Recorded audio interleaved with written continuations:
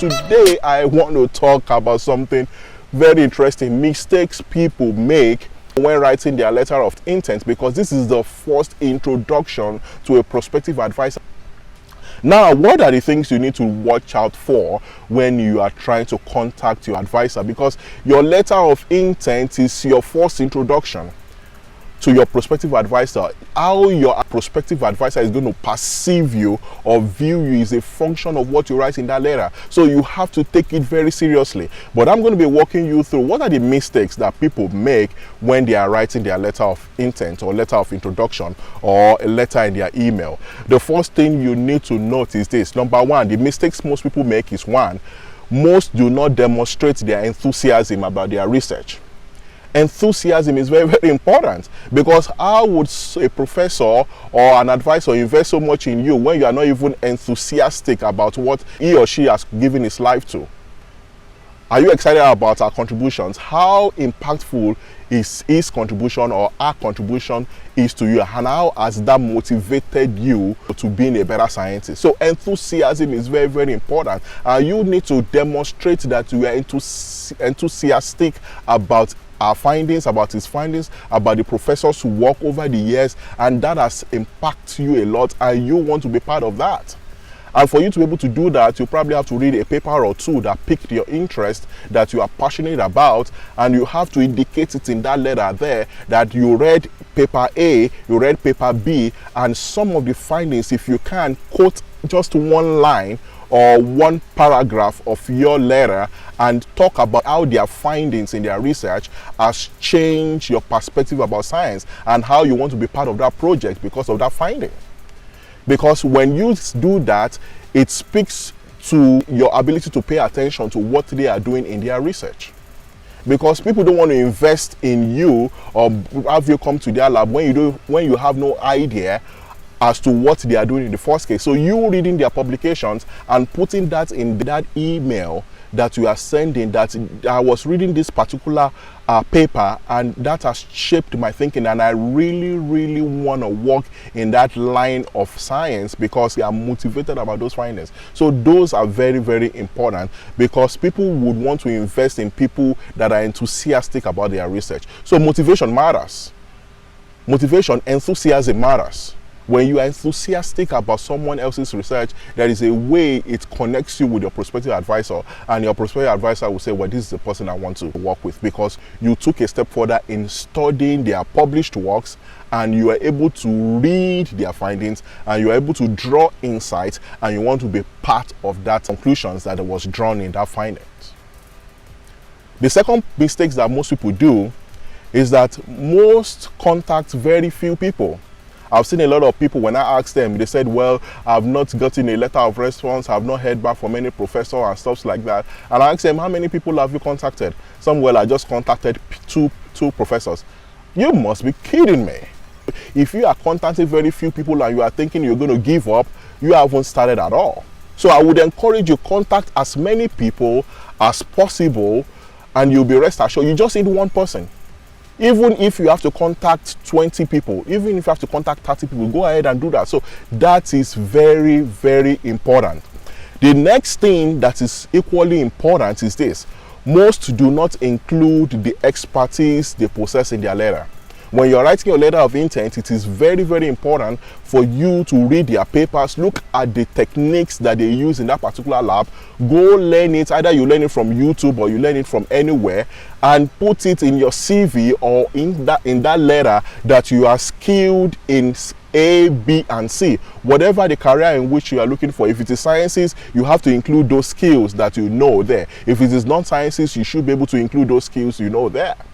So including the expertise you have, and not just including any expertise, including the expertise that will match the interest of your prospective advisor, that does magic. So putting your skill is very, very important, because in most cases, when you start a PhD program, they are not going to train you on anything. Well, some people train you, but in most cases, you are on your own because you are doing a PhD program. So basically, indicating those skills in that email is very, very important, because they don't want to spend time training someone that have no knowledge, no skill at all. but you coming with a special skill will work in your favor. So pay attention to that. The next thing I would want you to pay attention to, mistakes people make, is that they write too much. A lot of people think that the more they write, the more they can impress the professor. The truth of the matter is these professors are very, very busy. Some of them have close to about 100 emails a day that they have to look at. And so your own letter of intent that you send to them is at the base. So if they open it and they realize that, come on, we have close to about 2 or 3 pages of letter, they'll be like, I'm not going to waste my time reading all these things because I have 100 things that are equally as important as your letter to deal with. So make sure you write concisely, write very brief, and just in my own honest opinion, just write for just 1 page. 1 page of your write-up is okay. And if you feel like you have a lot of things to squeeze in, 1.5 pages is fine. So there are ways in which you can shrink all your thoughts and ideas into 1 or 1.5 pages. So don't write too much. In most cases, when you write too much, they won't read it. Also, another thing that mistakes people make is that they do not include their life experiences. For example, I've seen someone got a PhD position by indicating the fact, and this is a practical real life true story. This person indicated the fact that he's going to work in a lab that deals with therapeutic drugs for treatment of type 2 diabetes. And indicating in the letter there, he said, my sister just died of type 2 diabetes, and that motivated me to want to discover potential therapeutic drugs that could mitigate the effects of type 2 diabetes. And that was a magic that work, because you know what, you are writing and you're going to be conducting the research based on the experiences you have way back in your home country. So that is one thing they look for. They realize this person is motivated based on the experiences you have in your past, and that's going to work not only to your favor to be zealous and passionate about the research, it's also going to work in your prospective advisor's favor in terms of getting significant findings based on the work you do in his or her lab. So this is very, very important. So you can demonstrate your passion. Some people don't even include their CV. There is no way they can know who you are without including your CV in the resume. So whenever you send a letter, please make sure that you include your CV. Attach your CV to it and make sure that your CV is impeccable. I mean, your CV represents you. So make sure you have someone to help you look at your CV or your resume before you attach it, because after they read your letter, some of them will click your CV and want to find out more about you, and other things in which you have not written in the letter, you can include them in the CV. Out of everything that I have said, this is very, very important. Please correct all the mistakes and have someone correct it if you can. Have someone read your letter of intent for you and let them criticize it. Because let me tell you something, there is nothing that turns people off. Your prospective advisor, there is nothing that turns them off than you not writing a very good, simple letter. If your letter is riddled with a lot of errors, that speaks to the fact that you don't pay attention to details, and that tells you that you are negligent about your writing.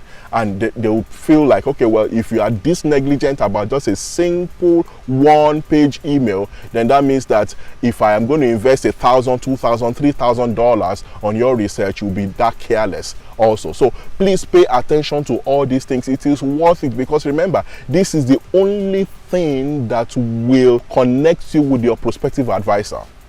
I know I have said a lot of things, but now this is very, very important. When you are about to send that letter, never ever attach your letter of intent.